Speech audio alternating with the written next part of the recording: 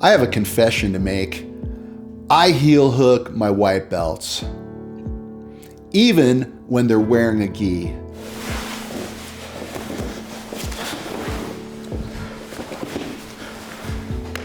In fact, my white belts heel hook each other.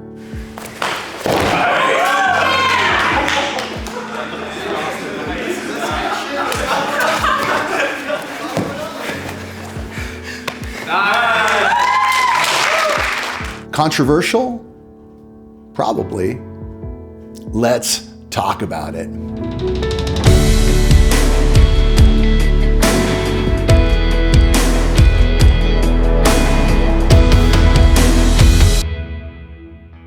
So here's a simple question. How long does it take to get good at a submission so you can hit it really reliably? Usually there's something that a new jiu-jitsu practitioner will find as a white belt. Maybe it's an arm bar, maybe it's a triangle choke. There's always something that they'll discover, and that becomes the core of their game. And then as a white belt, you'll hit that thing against other white belts, maybe not against the blue belts, maybe not against the purple belts, but you'll start hitting that thing at a low percentage rate. Maybe for every 10 times you go for the triangle choke, you'll get 1, right? Something like that, maybe 10% finishing rate. And then you will keep training. Maybe a year in, year and a half in, you'll get your blue belt. And you're still practicing that thing. And now you're starting to get pretty decent at that thing. And your finishing rate goes up. And again, not against the purple belts probably, but against the white belts, against the other blue belts, you'll start hitting that thing. Maybe your finishing rate goes up to 20% or 30%, meaning that every 10 times you go for a triangle choke, you get a finish. And then eventually you get your purple belt. This is after 4 years of training, 5 years of training, you finally get your purple belt. And now you're really starting to get good at that thing. Maybe you hit it 50% of the time. Maybe you get the finish 1 out of every 2 times you try it against blue belts and white belts. Not against the brown belts, not against the black belts. So you've spent 4 years developing enough proficiency with that thing that you can hit it pretty reliably. It is part of your game. It's deeply embedded. In a lot of academies, you are not allowed to do leg locks as a white belt. Disallowed. Sometimes they allow the straight ankle lock, maybe they allow the knee bar, maybe, but in a lot of places, no white belts can do leg locks. At blue belt, maybe you're allowed to do the straight ankle lock, maybe you're allowed to do a knee bar. And then finally at purple belt, after you've been training 4 years, 5 years, now you can start really training leg locks. If it takes you 4 or 5 years to get good at hitting an arm bar against full resistance, and you haven't even begun your leg lock journey, which in my opinion is really the most complex game in all of jiu-jitsu, you are woefully, woefully behind the curve. The leg lock game is the most complex game in jiu-jitsu. Why? Because we're using 2 of our legs as the primary control mechanism against at least 1 of our opponent's legs. Learning to use our legs in jiu-jitsu is a challenge no matter what, because in the real world out there, we never use our legs for anything. Think about everything we do in our real life. We walk, we jog, we push a shopping cart, we sit, we drive a car. You sit on the couch, you sit at your desk. You're always in this vertical orientation and you really don't use your legs for anything other than a little bit of mobility. But in jiu-jitsu, we have to learn to use our legs. One of the hallmarks of an advanced player is their ability to use their legs. You learn to use your legs to hook, to lift, to pull, to push, to pinch, to scissor. A really good jiu-jitsu player uses their legs almost as dexterously as they use their arms, and that takes a long time to learn. So you're starting with the fact that using our legs is not something that comes naturally and intuitively for a lot of people. And you add to that the fact that in the leg lock game, you're actually having to utilize your legs as a control mechanism against your opponent's legs. And you have to learn to entangle. You have to learn, there's a lot of subtlety, a lot of nuance in learning how to control. If you're not starting that until you're maybe a blue belt, you start a little bit, or a purple belt, you really start, you're totally behind. And for that reason, I teach my white belts the leg lock game. This is how I was taught. When I trained at Roy Dean's Academy, it was simply a thing that we learned leg locks as white belts. We learned the 5 major leg locks: the straight ankle lock, the toe press, the toe hold, the knee bar, and even the heel hook. We learned those as white belts, and we trained those as white belts against each other.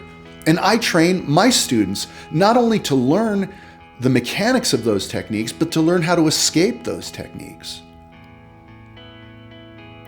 And I don't only show the mechanics of those techniques, I also teach my students how to train those techniques safely at resistance. The training methodology that we utilize so that we can train these things in a safe manner.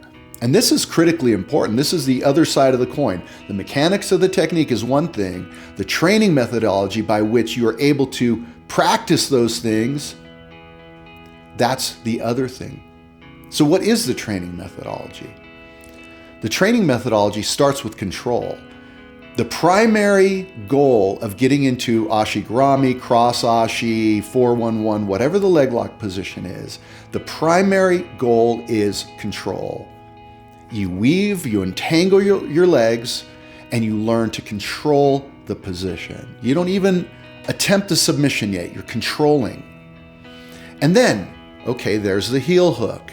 I'm going to weave my hand into position, I'm going to cinch it up, I'm going to take out a little bit of slack, I'm not going to crank it, and I'm going to look at my opponent and figure out what it is that they are going to do next. They're going to do one of two things.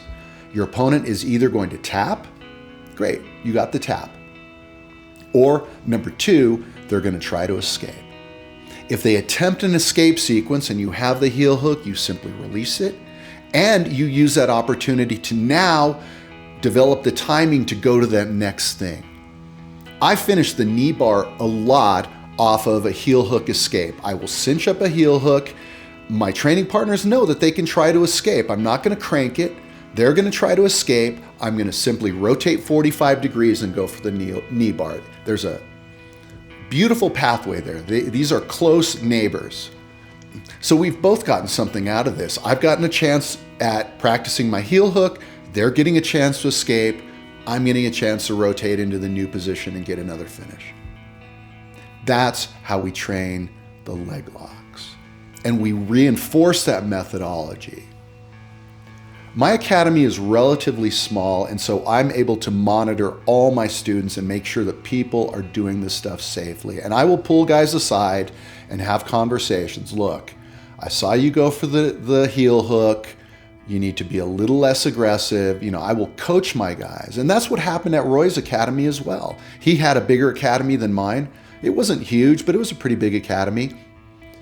And we just learned to be good training partners. And literally, I do not remember one injury from a heel hook at Roy's Academy in the 4 years that I trained there. I've never had one single injury at my academy. I was injured by someone heel hooking me. They popped my ankle, and this was just a knucklehead that dropped in for a class, came from another academy, and they were just way too aggressive. I was tapping early. So I've been injured. But in an academy where you have the right training methodology, it is totally possible to train these things safely. Not 100% safe. Jiu-jitsu is the art of fake killing each other. So it's never going to be 100% safe. Sometimes you zig, they zag, and you hurt yourself in some way. I mean, these things happen, right? But I think you can mitigate a lot of the risk.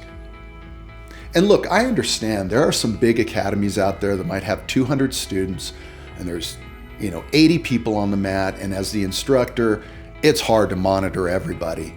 It's really hard to monitor everybody. But I would argue that if you are in a big academy like that and you're the coach, you should have assistant instructors. You should always have a couple purple belts, a brown belt, helping you teach in any given class. And they can become the assistant instructors that help transmit the knowledge, because it's not just about doing heel hooks safely, it's about monitoring your students.